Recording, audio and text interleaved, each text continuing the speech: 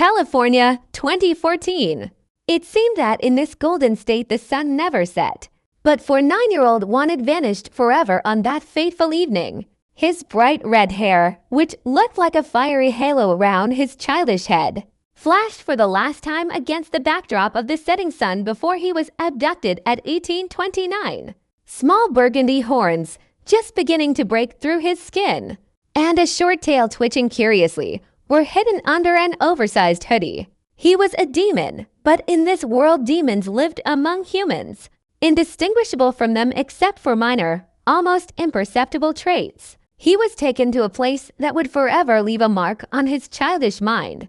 A strange corner lost in a dense, dark forest. The air there was heavy, smelling of damp earth and fear. He was locked in a room that looked more like a basement, cold stone walls, a single dim bulb hanging from a wire, and the stench of decay. There, in this hell, his little world shattered into pieces. His eye was gouged out. The pain was unbearable. His scream got stuck in his throat, turning into a silent rattle. Then he was beaten until his entire body was covered in bruises and his consciousness slipped away.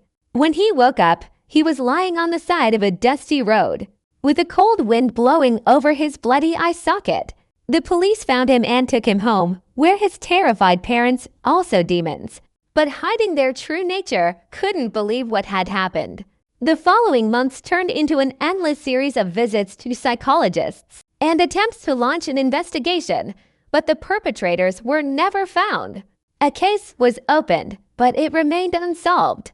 Juan, once curious and lively, became withdrawn and distant, his gaze filled with inexplicable aggression.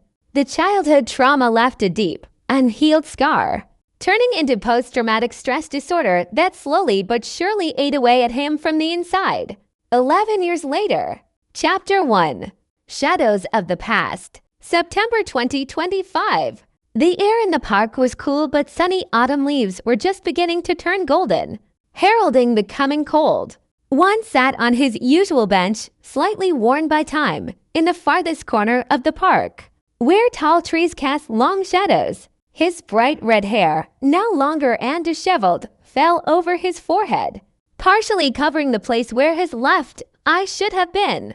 Instead, there was only an empty socket, which he was accustomed to hiding under a long fringe or, on rare occasions, under sunglasses. His burgundy horns had become more pronounced and sharp, and his tail, which he usually kept pressed against his leg, sometimes twitched nervously. He was 19, but felt like he was 100.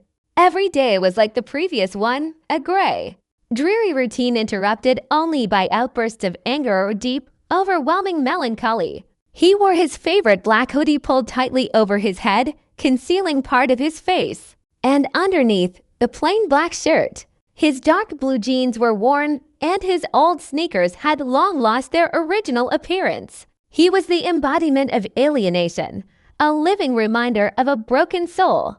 One simply looked around. His single eye slowly scanned the playing children, couples holding hands, elderly people feeding pigeons. Nothing caught his attention, nothing sparked interest. The world was dull, devoid of color, like an old photograph. He had long stopped looking for anything good in it. And then he saw him. Like a bolt of lightning piercing the fog of his consciousness, a silhouette appeared in his field of vision. A guy, tall, slender, with hair of an incredible, piercing blue color. It was so bright it seemed unreal, as if it had escaped from a cartoon. Blue demonic horns neatly protruded from his hair, and the look was completed by a black hoodie, which he wore even now when the sun was still warm, and black jeans. He was laughing. A light, melodious laugh rang through the park, drawing attention. 2 other guys walked beside him, and Bludud, for it was undoubtedly him, seemed to be the soul of the group. He was handsome, sweet. He exuded an aura of light and kindness. One felt something inside him click. Not just click, but grind, like a rusted mechanism suddenly coming to life. His single eye widened, the pupils shrinking to a dot. Blue hair. Bright blue, like the eyes of the one who had gouged out his eye. Memories he had so carefully buried deep inside suddenly surged forth. crashing over him in a wave of icy terror and rage. He smelled that basement. He heard his own scream that never escaped his throat. He felt the coldness of steel and the searing pain in his eye socket. An image flashed before his mind's eye, that man, tall, with a mocking smile, and yes, the same bright blue hair. Could it be him? The same hair color. The same mockery in the eyes that one saw even through the haze of pain. Juan's heart pounded in his chest like a wild bird, beating a frenzied rhythm. His breath caught. His hands clenched into fists, nails digging into his palms. His tail froze, then jerked sharply, hitting the bench. This couldn't be a coincidence. It couldn't just be similar. It was him. The one who destroyed his life. The one who turned him into a broken being.